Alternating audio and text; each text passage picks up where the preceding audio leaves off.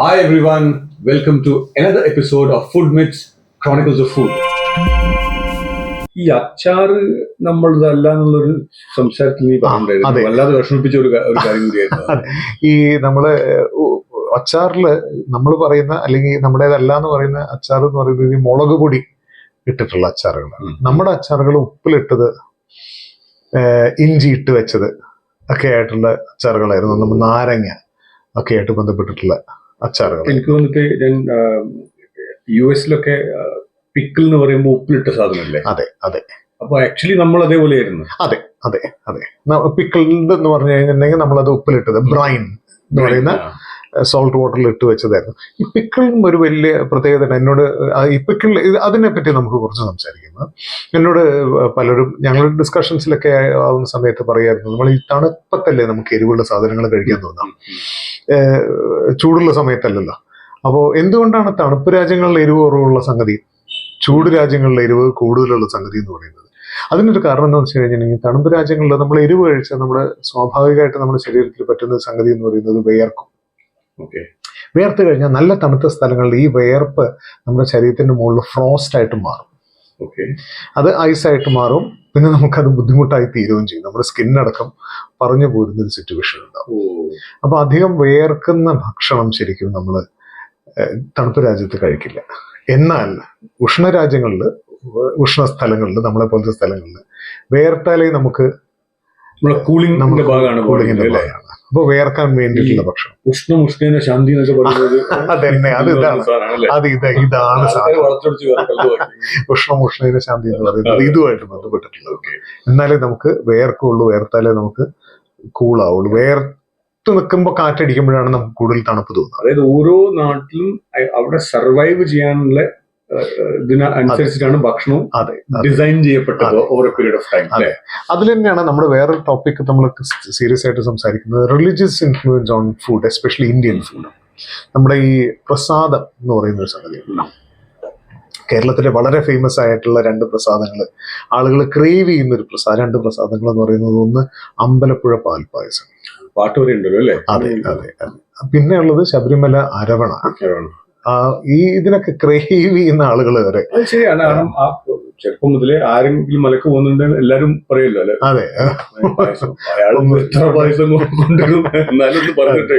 ഇപ്പൊ അതിന്റെ സിസ്റ്റംസും കാര്യങ്ങളൊക്കെ മാറിയെങ്കിലും, പക്ഷെ ഇതിനെല്ലാത്തിനും ഒരു എന്താ പറയാ, ഒരു റിലീജിയസ് ഇൻഫ്ലുവൻസും കൂടി ഉണ്ടെന്നുള്ള പല കാര്യങ്ങളിലും.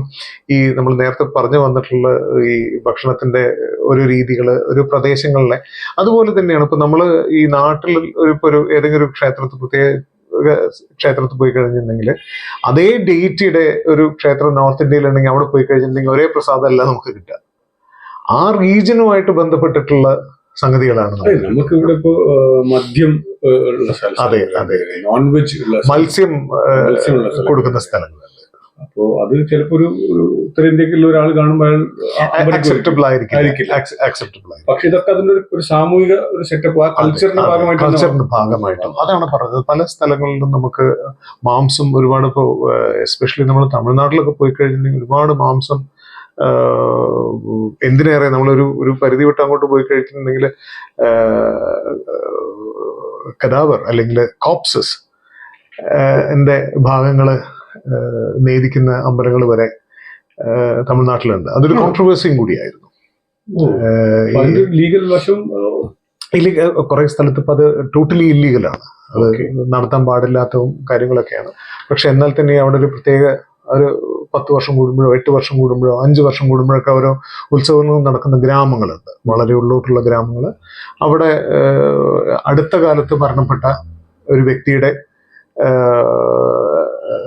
എന്താ പറയുക, ദഹിപ്പിച്ച പായർ എന്ന് പറയുന്ന സംഗതി, അത് തപ്പിപ്പോയി അതിനകത്തുനിന്ന് കരിയാതെ കിടക്കുന്ന, കത്താതെ കിടക്കുന്ന ശരീരഭാഗങ്ങൾ എടുത്തു കൊണ്ടുപോയി അതിനെ നേദിക്കുകയും സേവിക്കുകയും ഒക്കെ ചെയ്യുന്ന സിസ്റ്റംസ് ഉള്ള സ്ഥലങ്ങളുണ്ട്.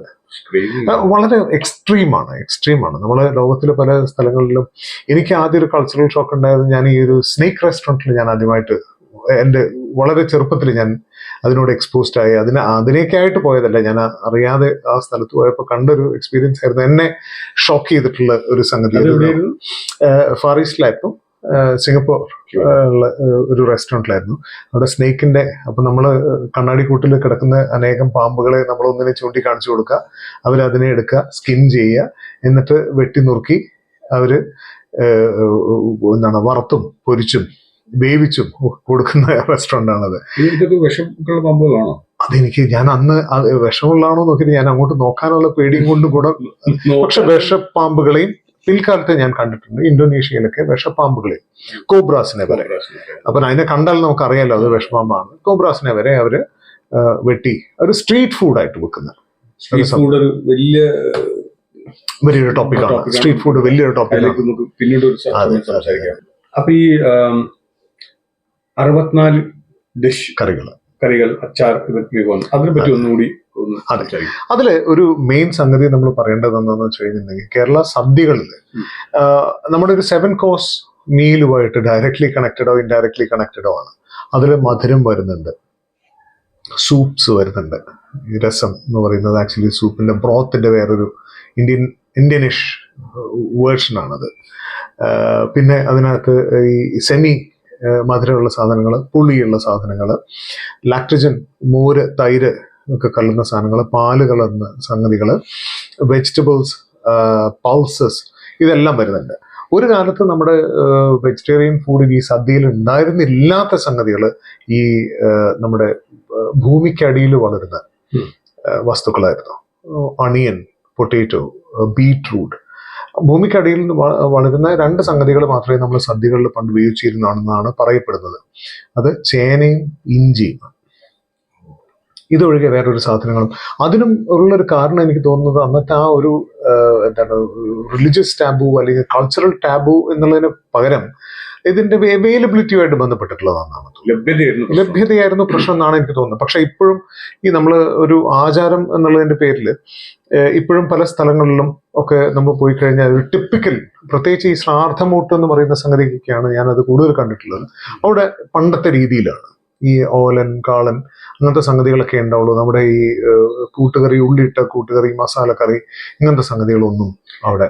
ഈ ശ്രാദ്ധം എന്നുള്ള കാര്യം പറഞ്ഞപ്പോഴാണ് എനിക്ക് ഓർമ്മത്, അതിൽ പപ്പടം ഉണ്ടാവില്ല എന്ന് പറഞ്ഞിട്ടുണ്ടായിരുന്നു. അതെ അതെ, അത് ആ ഒരു പായസ് അല്ലെങ്കിൽ ആ ഒരു എന്താ പറയാ, the honour to the deceased, ആ ഒരു നിലയ്ക്കാണ്. നമ്മളൊരു സെലിബ്രേഷൻ വേണ്ട, പപ്പടം ഒരു സെലിബ്രേറ്ററി എന്നാണ് അതിന്റെ ഒരു ശബ്ദവും, അത് പൊട്ടിക്കുന്ന ഒരു രസവും, അത് ഈ പായസം കൂട്ടി കഴിക്കുന്നതും.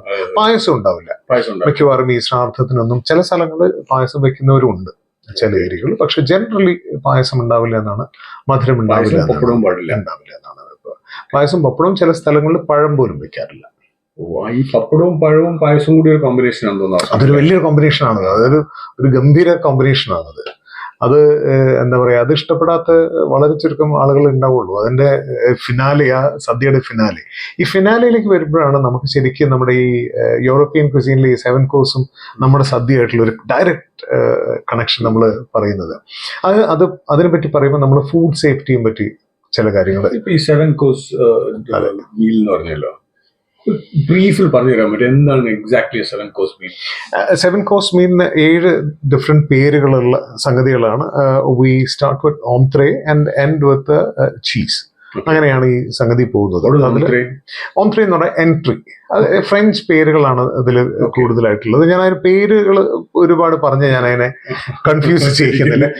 പക്ഷെ ഈ 7 കോഴ്സിനും അന്നത്തെ അവിടുത്തെ യാത്രകളും ആയിട്ടും കൾച്ചറും ഒക്കെ ആയിട്ട് ഡയറക്റ്റ് റിലേഷൻഷിപ്പ് ഉണ്ട്. Italy, France, no, central Europe, majorly France.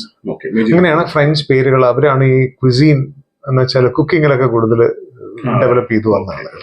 അപ്പൊ അന്ന് ആ സമയത്ത് യാത്രകൾ ചെയ്യുന്ന ആളുകൾക്ക് താമസിക്കാനും ഭക്ഷണം കഴിക്കാനുമാണ് ഈ ഇൻസ് എന്ന് പറയുന്ന ഒരു സംഗതി പണ്ടുണ്ടായിരുന്നു. അപ്പൊ ഈ വഴിയമ്പലങ്ങൾ, പണ്ടത്തെ നമ്മുടെ വഴിയമ്പലങ്ങൾ പോലെ ഈ ഇൻസിൽ പോകുന്ന സമയത്ത് അവർക്ക്, ഈ യാത്രക്കാർക്ക് മാത്രമല്ല, അവർ യാത്ര ചെയ്തിരുന്ന മോഡ് ഓഫ് ട്രാൻസ്പോർട്ട് അന്ന് കുതിരയായിരുന്നു. കുതിരയ്ക്കുള്ളൊരു കുതിരവണ്ടി, കുതിരയായിട്ട് ഉപയോഗിച്ചിട്ടുള്ള സംഗതി. അപ്പൊ ഈ കുതിരയെ പരിപാലിക്കാനും കൂടിയുള്ള ഒരു ഫെസിലിറ്റിയും കൂടി ഈ ഇൻസിൽ ഉണ്ടായിരുന്നു. കുതിരയ്ക്ക് തീറ്റ കൊടുക്കാനുള്ള സ്ഥലം, അതിനെ കെട്ടാൻ, അഴിച്ചു കെട്ടാൻ. ഇപ്പൊ വണ്ടി കുതിരയാണെന്നുണ്ടെങ്കിൽ വണ്ടിയിൽ നിന്ന് അഴിച്ചു കെട്ടും. യാത്ര ചെയ്യുന്ന സമയത്ത് സ്വതവേ അവർ റെസ്റ്റ് ചെയ്യുന്ന സമയത്ത് വണ്ടി എപ്പോഴും അവരുടെ മുകളിലൊരു ഭാരം ഒരു സ്റ്റേബിൾസ് ഒക്കെ ഉണ്ടാവും അവിടെ. സ്റ്റേബിൾസ് ഒക്കെ ഉണ്ടാവും. പ്രോപ്പർ സ്റ്റേബിൾ ആയിക്കൊള്ളുന്നില്ല, പക്ഷേ stable kind of facility where you can feed the horse and move your wagon somewhere. Wagon clean ചെയ്യാനുള്ള അതൊക്കെ ഉണ്ടാവാതിരിക്കാം. അത് നമുക്ക് വിഷ്വലൈസ് ചെയ്യാൻ വളരെ ബുദ്ധിമുട്ടുള്ളതാണ്. അത് ഹിസ്റ്റോറിക്കലി ബൈ വേർഡ്സ് തന്നെ റെക്കോർഡ് ചെയ്തിട്ടുള്ള വളരെ ചുരുക്കം ഇൻസ്റ്റൻസസേ ഉണ്ടായിട്ടുള്ളൂ. അപ്പൊ ഈ കുതിരയെ വന്ന് നമ്മൾ കുതിരയെ കൊണ്ടുവരുന്ന സമയത്ത് കൊടുക്കുന്ന ഒരു ഭക്ഷണത്തിനാണ് ഓന്ത്രേ എന്ന് പറയുന്നത്. കുതിരക്ക് കൊടുക്കുന്നതാണോ? അല്ല, മനുഷ്യന് കൊടുക്കുന്നത്.